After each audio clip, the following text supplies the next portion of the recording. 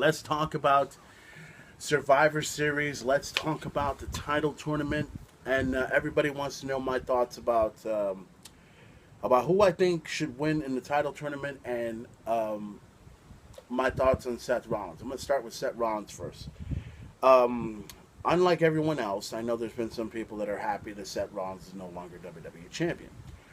First of all, I really don't like it that Seth Rollins got hurt, and I really my thoughts and my condolences go out to Seth Rollins, and I hope he comes back in the ring and reclaims his championship soon, because I think, and this is what I see is going to happen, with Seth Rollins out of the way, that means somebody else is going to have the championship, and you know, you know for a plain fact, it's got to be one of the members of the Shield that are going to have an opportunity at the WWE World Heavyweight Championship.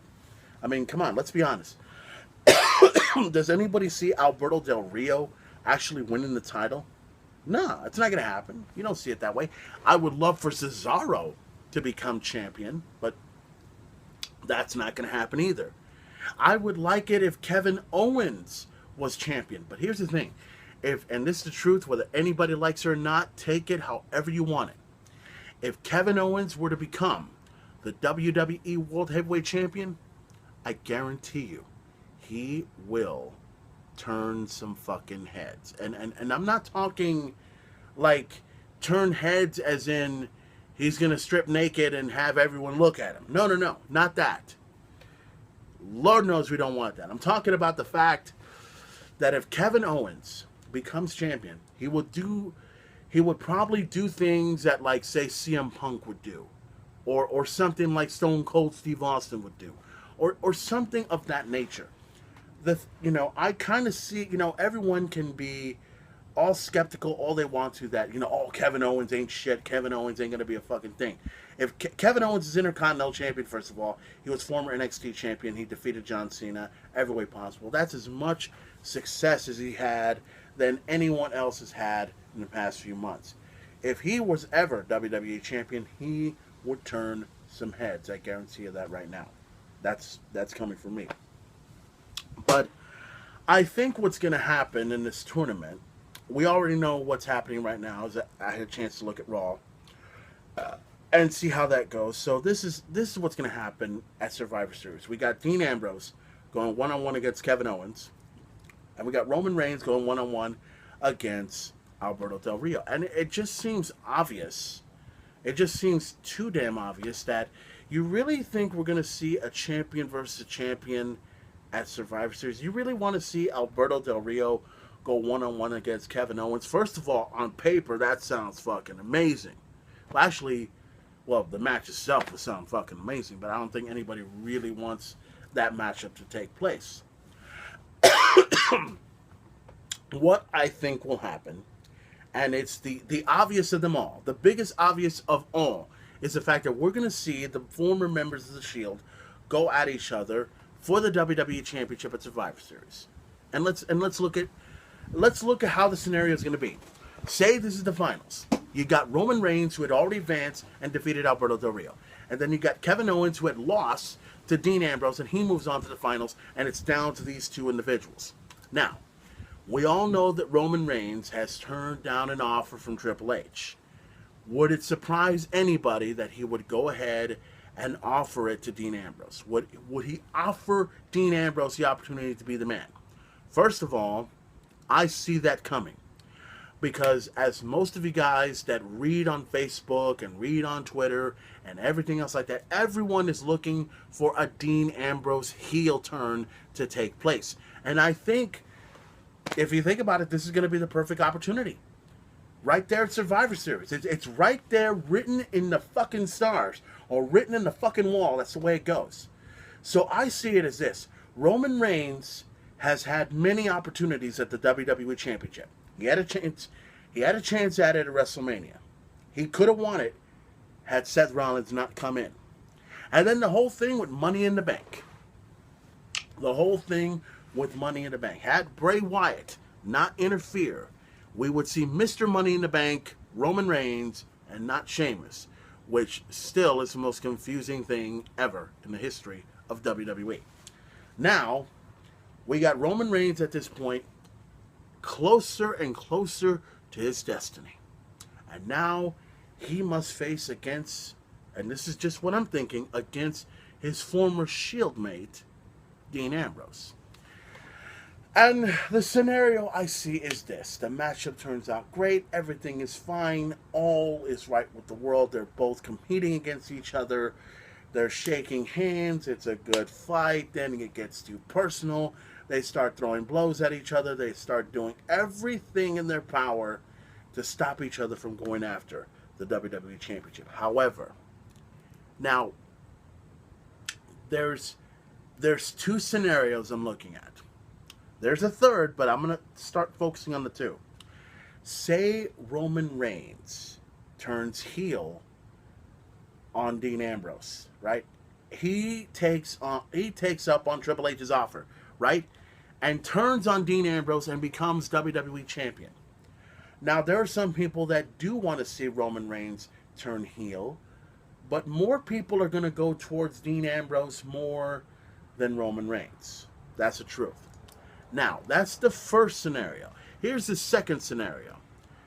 The one that everyone is going to go for. Dean Ambrose will turn on Roman Reigns. Defeat him 1, 2, 3 in the middle of the ring. Somehow cheat to win and become the new WWE World Heavyweight Champion. Dean Ambrose will finally achieve his destiny and become champion. Become the second member of the Shield to become the WWE World Heavyweight Champion. Plus, to me, I think it would be better for Dean Ambrose's career if he became champion. If he turns into a heel, so what? It doesn't matter, as long as he becomes champion. Now, I've mentioned the first scenario. I've mentioned the second scenario. Now let's get to the third scenario, the one that everyone has completely forgotten. And I mentioned Money in the Bank, didn't I? Oh, yeah. Say if Sheamus somehow comes into the fucking picture. Now, he was in the tournament. He was in the tournament, but he was out. Thanks to Neville. Well, actually, who was it? It was somebody. It doesn't matter. But anyways, think about it. Sheamus will do exactly what Seth Rollins did at WrestleMania. Come in, cash in his Money in the Bank, and he could beat any of those two individuals while they're fighting. It could turn into a triple threat match right there and there. Me personally, he shouldn't cash it in. I'm sorry, I'm a little sick. Just waiting to throw up right here on stage. But anyways, I think I'm gonna throw up. No, I'm just kidding. I think Sheamus cashing in a Survivor Series, you never know when that's gonna happen. I mean, it could actually happen right there, and everything else like that. I mean, personally, to me, I don't want it to happen. I don't think anybody wants to see Sheamus go ahead and cash in between Roman Reigns and Dean Ambrose. Nobody wants to see that happen. Most people would want to see Roman Reigns win championship, or Dean Ambrose win the championship. But I think most people are going to like the second scenario a whole lot better than the first and the third, because a lot of people are already getting a little bit tired of Roman Reigns, and a lot of people have already been tired of fucking Sheamus, for crying out loud. Walking around in that stupid, Money in the Bank, and he's got that stupid haircut. Jesus Christ. Oh my God, you look stupid, you silly bastard. But anyways, the whole point is, I think a lot of people are going to agree with my second scenario. I think Dean Ambrose is going to win the championship gold, accept Triple H's offer, and become the WWE World Heavyweight Champion. I think that is what's going to take place at Survivor Series. That's just my opinion. It hasn't happened yet, but this is just all that's in my head right now, guys. And like I said before, many, many times on this episode of the Main Event Talk, on my Main Event Talks, I don't go ahead and go by statistics, by other predictions and spoilers and all that other good stuff, because hey, anybody can get a spoiler on Facebook, anybody can get a spoiler on Twitter. All I'm doing is giving you my thought and what I think will take place. I'm not saying it's going to actually happen, but you never know. It could happen. It may not happen. It could show up at any time. It could happen tomorrow. It could happen next week. It could happen around, say, Thanksgiving. Okay, Dean Ambrose could beat the shit out of a fucking turkey, and Roman Reigns could go ahead and start flinging in some fucking mashed potatoes all around. That could happen. Or who knows? You could see Kevin Owens, all right? Kevin Owens getting some cranberry sauce and flying it all across the fucking room, all right? Over there. Or who knows? We could see Cesaro take a turkey and swing him all around. All flying guts and everything else like that, like a Cannibal Corpse fucking concert. Sheesh. But anyways, that's the scenario. That's what I think will happen at Survivor Series. But we'll see what takes place at Survivor Series come this Sunday on pay-per-view and on the WWE Network. Now, I would also like to talk about, I want to talk about the whole thing with The Undertaker and Kane in just a moment, but I also want to talk about the whole contract signing that took place with Paige and Charlotte. And I'm gonna, I kind of wish that they would have, the match that happened with Cesaro and Roman Reigns, right? That should have been the last match right there of Raw. That should have been the main event right there. Not the whole thing with the contract signing, because to me, the contract signing was okay, but it may have picked up a little bit at the end when both of them were fighting and everything else like that, and it got a little too personal. That was okay, but I guess, and let's call it like we see it, guys. We've talked about this before, and we're going to talk about it again. This whole thing with the Divas Revolution is pretty much over. It's pretty much done. Everything, this whole hype of the Divas Revolution started with, and you know what's funny?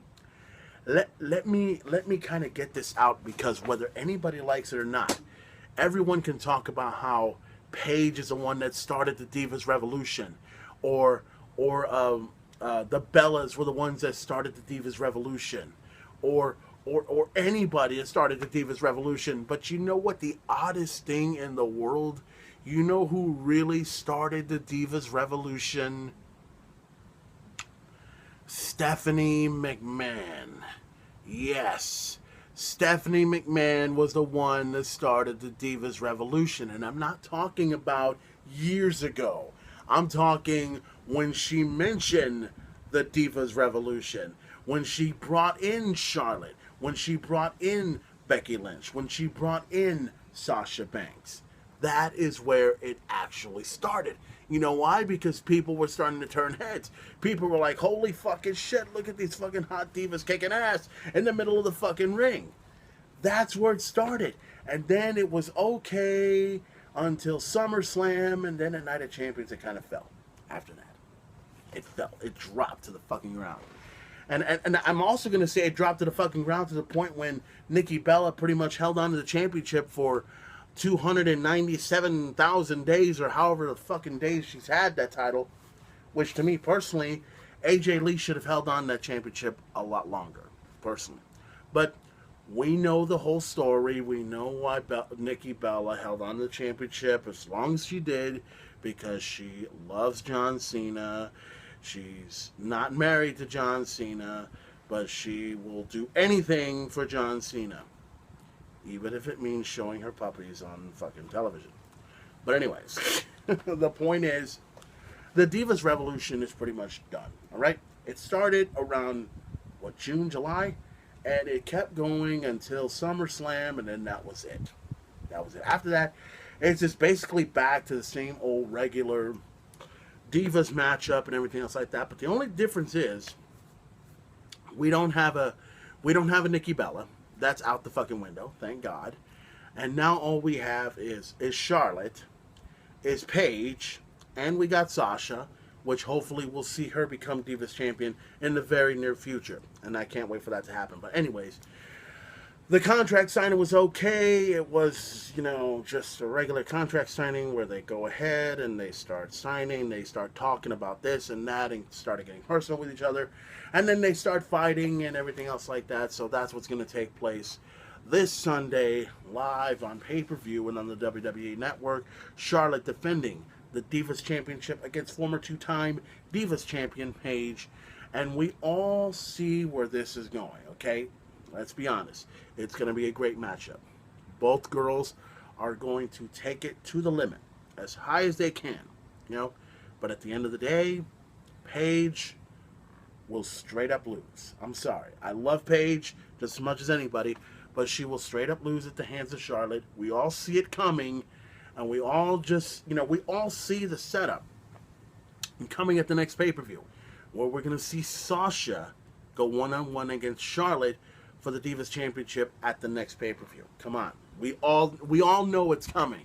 You know it's coming. I know it's coming. It's only a matter of time. This is just a setup right here. For Paige to lose, for Charlotte to hold on to the championship, and then we move on after Survivor Series, and then TLC is here. That's all you have to know. Just like that.